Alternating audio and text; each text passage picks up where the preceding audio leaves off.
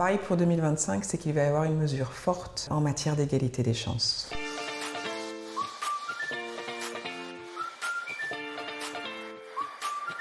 Cette mesure phare, c'est un droit universel au mentorat. Pourquoi le mentorat? Tout simplement parce que déjà, ça existe.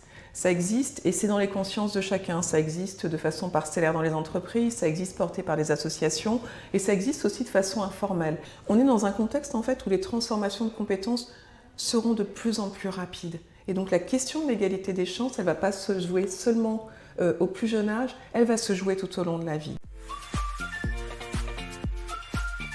Si on commence tout simplement par l'entreprise, une entreprise où il y a à la fois des collaborateurs qui sont nombreux, une capacité aussi à pouvoir organiser simplement les choses et une volonté à la fois de nombreux collaborateurs et d'entreprises d'avoir un engagement citoyen, eh bien, on peut formaliser de façon extrêmement simple le lien entre des mentors engagés, volontaires et des besoins sur le territoire qui concerneraient en priorité les jeunes, mais également des adultes. Si on ne compte que sur les politiques publiques, dans ce contexte budgétaire extrêmement tendu, dans ce contexte sociétal où je pense que les tensions n'ont jamais été aussi vives en fait pour définir le vivre ensemble, c'est une autre façon de faire.